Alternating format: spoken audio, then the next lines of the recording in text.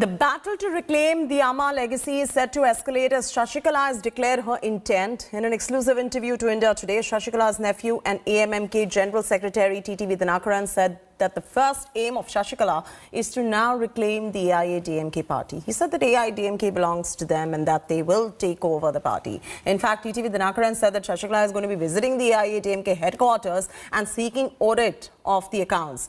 Dinakaran also has announced that Shashikala is going to be visiting the Jaya Memorial on 24th of February, even if the AIADMK government shuts it down for her. Now, you have to remember, Shashikala returned to Chennai on Tuesday from Bengaluru after her release from prison. She was given a hero's reception and a welcome by the AMMK cadre, which Dinakaran said is the Amma cadre, of course, referring to Jayalalitha. She filed a petition that it is illegal. It is as per AIADMK bylaw. Till my leader was alive, MGR's bylaw clearly states the GS should be elected by the members, not only by the General Council, all the members of the party. And nobody has the power to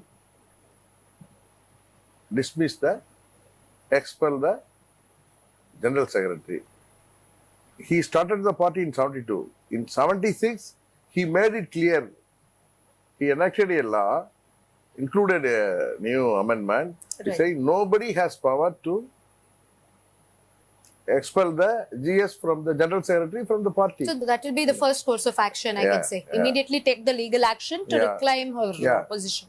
Amma's memorial was opened on the day of her release and then immediately it was shut.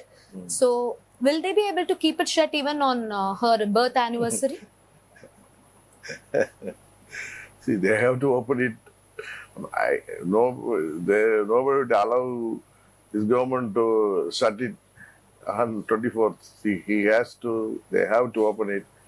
She will go, naturally. So on 24th, we can say Chinnamma will go to Amma Memorial. Surely she will go to Amma. On her before, I am telling now.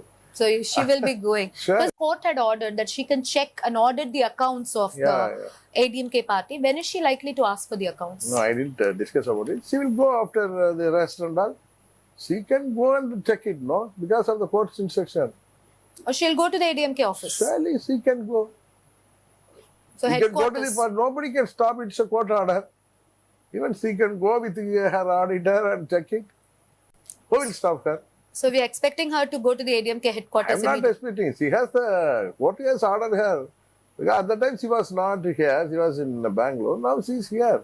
She can even go and check the accounts. And of course, Shashikala Natarajan's release from prison is giving out the jitters to the AIADMK. And she is somebody who's here. And she's made no bones about the fact that she's here to claim J. Jayalalitha's legacy. And now, what is her next action plan? All eyes are going to be on that one. Let's pull that out on your screens right now. She may start speaking to the media today. And that is something that the AIADMK is going to be watching out for extremely closely. Her core team is going to be including nephew TTV Dinakaran, of course.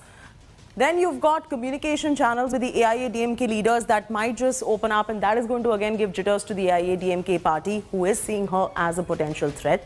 She may even challenge the AIADMK General Council meeting in court as well. So the lay of the land of Tamil Nadu assembly elections is about to change with her release from the prison, and a big political war, as you already know, is raging over Jayalalitha's legacy in Tamil Nadu after Shashikala's return to Chennai ahead of the assembly elections. The Chief Minister Palaniswamy has cautioned AIADMK cadres against rebellion, said that those following Shashikala are going to be abandoned. Take a look at this report.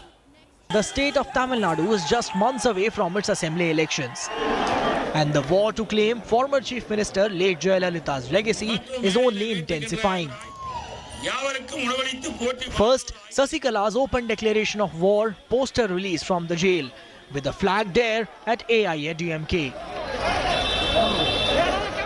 And then an open political foray challenge.